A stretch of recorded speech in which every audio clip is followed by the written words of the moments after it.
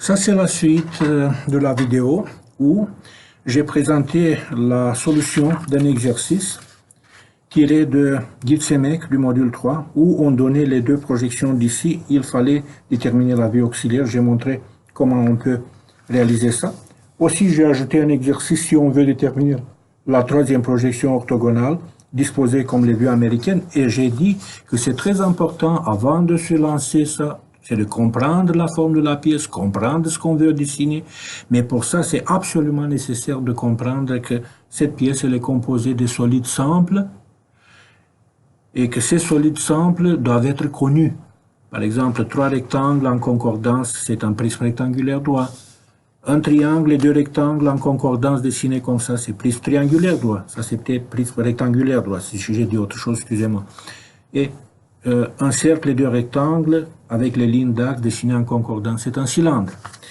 Donc, j'ai dessiné ça. Et je me suis proposé aussi, parce que c'est ça le grand problème dans le croquis technique, de dessiner la projection en perspective isométrique. On se rappelle que les proportions de mon objet, pour lequel je ne connais pas les dimensions ni en millimètres ni en pouces, j'ai pris les dimensions et, comme vous pouvez constater, j'ai obtenu des projections comparables aux projections de départ, les deux d'ici. J'ai pris 6 multiplié par 10 multiplié par 8 cases.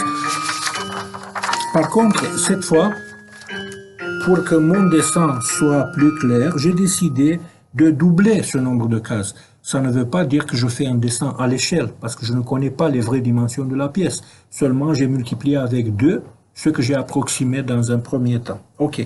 Donc, ça c'est 10 cases, ça c'est 20 cases, et ça c'est 7 cases. Donc, s'il vous plaît, vous pouvez dessiner après moi en arrêtant la vidéo. Donc, dessiner la boîte capable. Après la boîte capable, bien sûr, nous devons dessiner cette ligne inclinée. Eh bien, ici, il y a 2 cases, donc je vais doubler avec 2. Je dois avoir 4 cases. Je compte ici 4 cases, voilà, 4 cases. Et après ça, je dois dessiner une ligne superposée au quadrillage. Et après ça, je dois dessiner à main levée une ligne qui va joindre le point d'ici au point d'ici. Je regarde vers le point. Je mets le crayon ici, je regarde vers le point. Voilà ma ligne droite. Et observez, c'est comme j'ai coupé ma pièce comme ça, ce qui est en réalité d'ailleurs.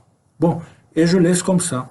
Maintenant, ce que je me propose de faire, c'est de sculpter de mon bloc ce prisme d'ici, qui est identique à ce prisme d'ici. Quelles sont les dimensions? 4 cases multipliées par 1,5 cases sur toute la longueur de ma pièce.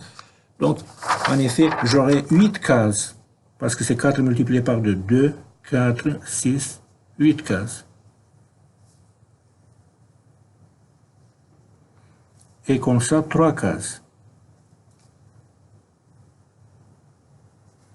Ici, une ligne cachée.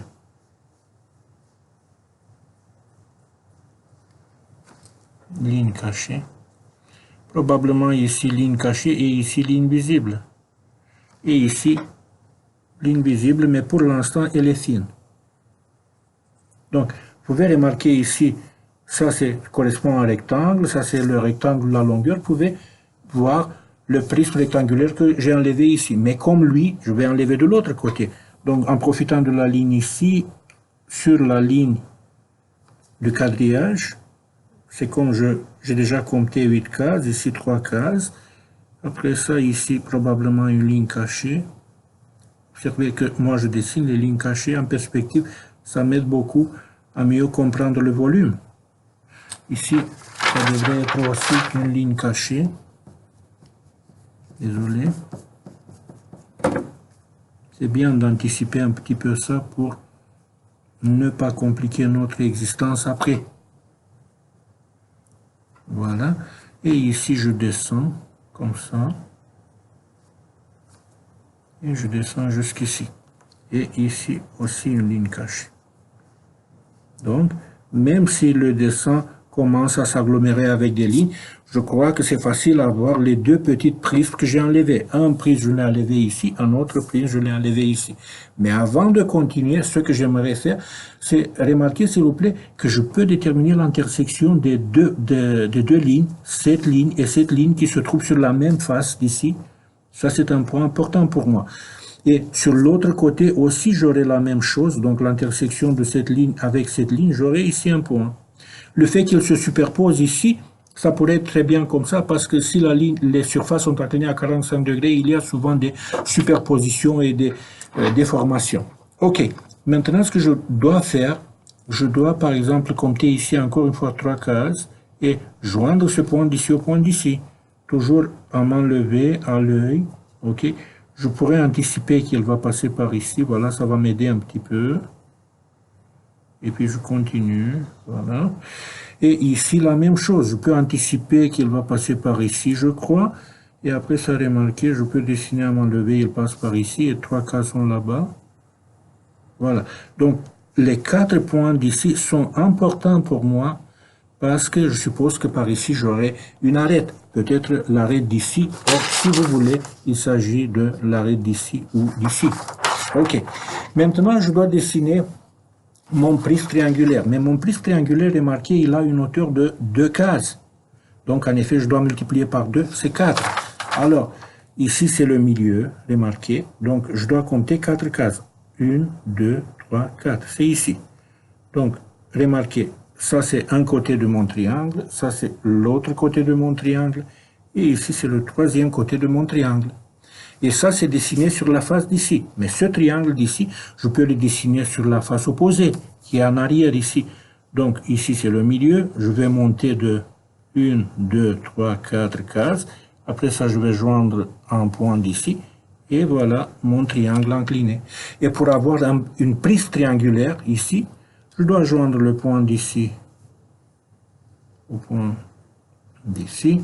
Le point d'ici, je vais le joindre au point d'ici.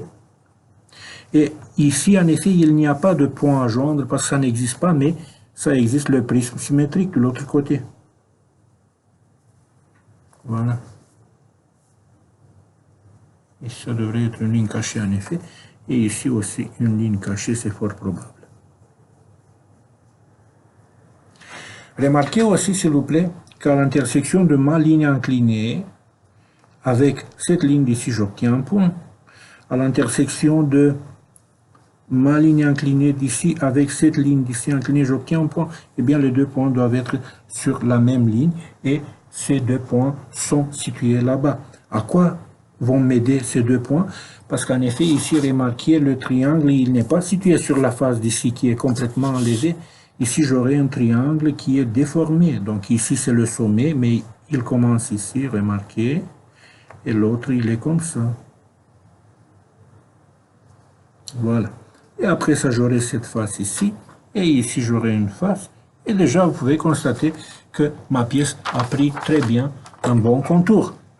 Maintenant, quand je commence à donner les bonnes épaisseurs aux arêtes visibles, ça serait plus clair. Donc, c'est évident que ici, je dois avoir une face visible, une face rectangulaire visible. C'est elle.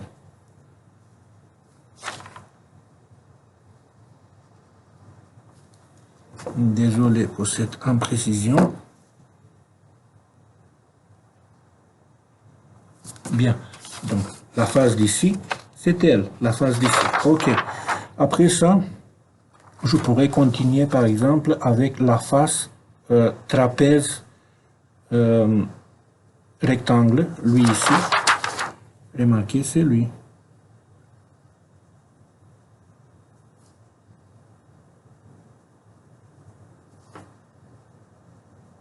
Donc, le trapèze d'ici, c'est lui.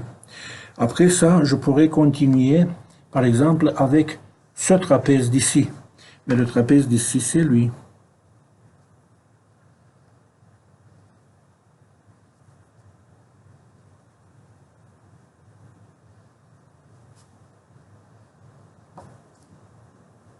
Le voilà. Donc, il commence ici, ok, il se continue comme ça et comme ça. Et la petite face inclinée d'ici, c'est elle.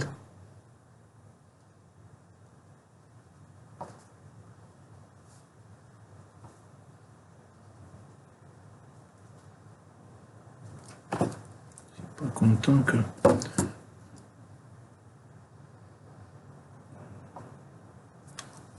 Voilà, et ici, je dois corriger un peu. Voilà, c'est ça, ma face inclinée d'ici, là, voilà. Ok, maintenant, cette face d'ici, ou si vous voulez la face d'ici en vraie grandeur, ok, elle est là.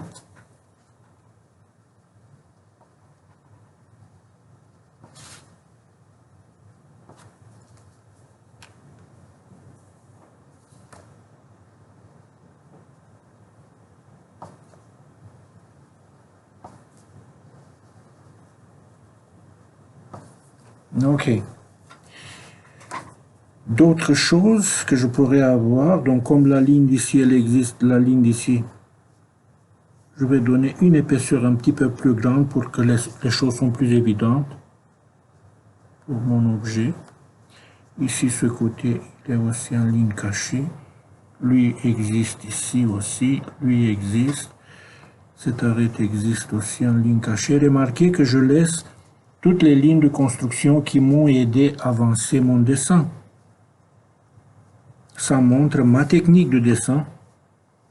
Ça veut dire, je fais ce que je fais, mais je sais ce que je fais. Ce n'est pas de n'importe quoi.